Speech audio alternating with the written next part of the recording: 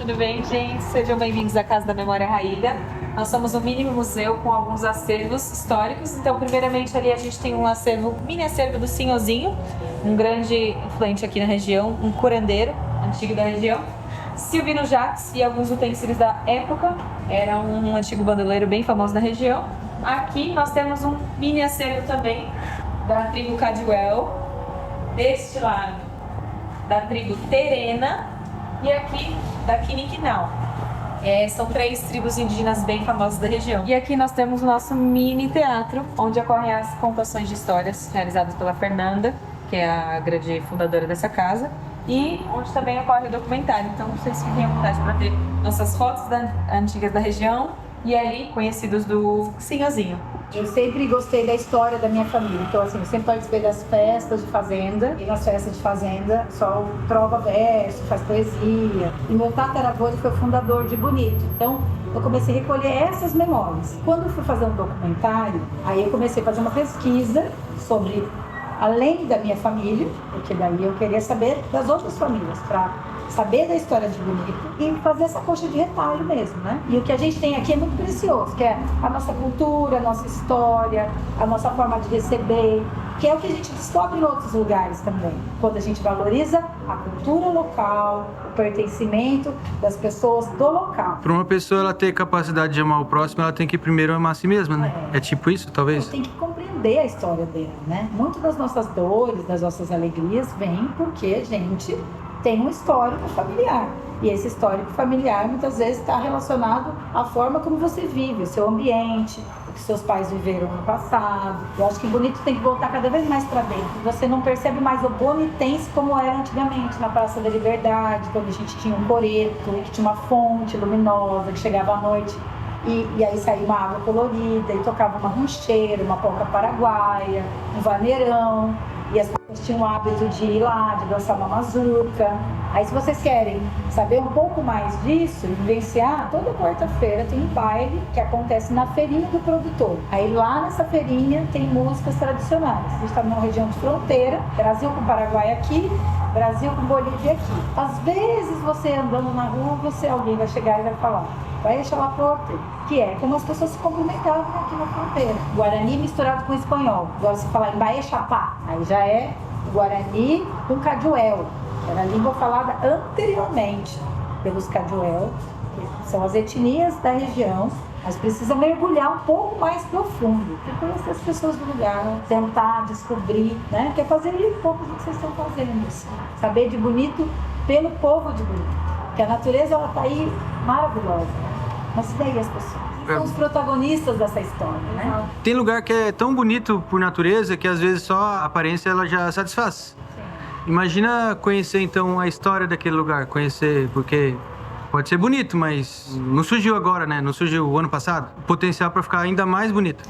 Eu sou super desse tipo de gente aí que concorda com isso. Acredita que o lugar ele só é mais bonito quando você traz a identidade, né? Precisa ter identidade, né, do lugar. Qual que é a identidade do lugar? Tá nas pessoas, tá na forma no que realmente elas comem, né, na forma como elas vivem, na forma como elas agem, se vestem, tá também na referência dos antepassados, né, quem são os primeiros habitantes aqui, né? Foram os Caduel, os Guaipuru, né, aqui da região da Serra da Boa Pequena, mas talvez você não vai ouvir falar muito deles. A gente tem 42 etnias no estado, poucas ainda presentes, né? A maior parte dessas etnias já não existem mais. Aqui são 3, Caduel, Terena e Quiniquinal.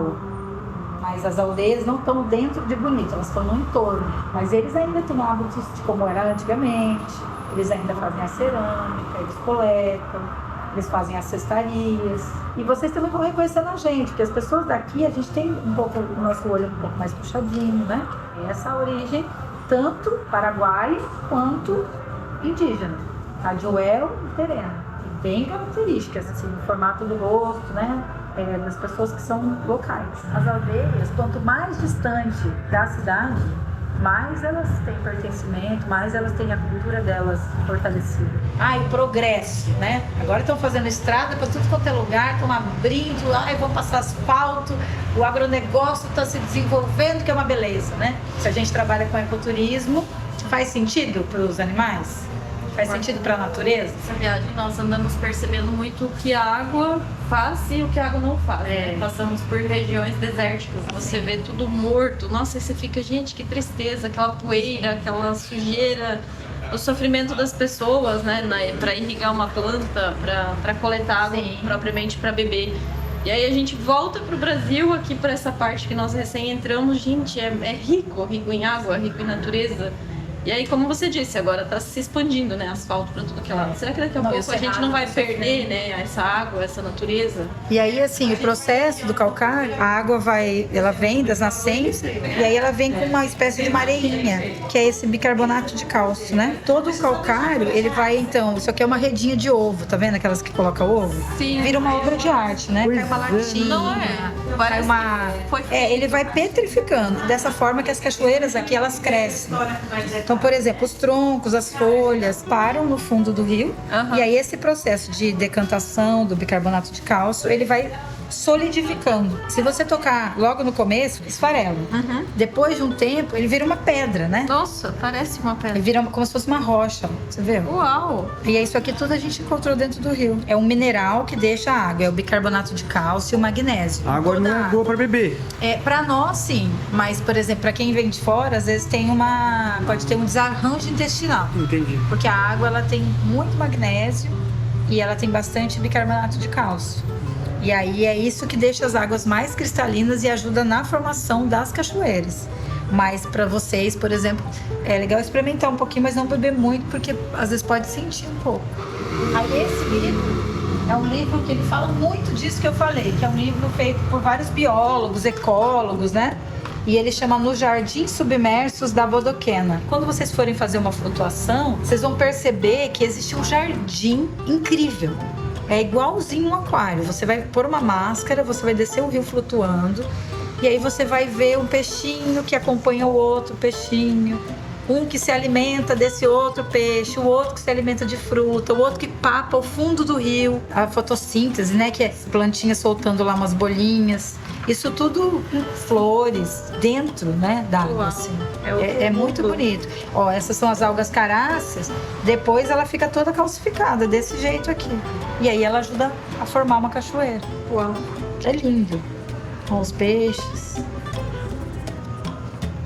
É muito bonito. Já diz o nome, né? Não é? Bonito.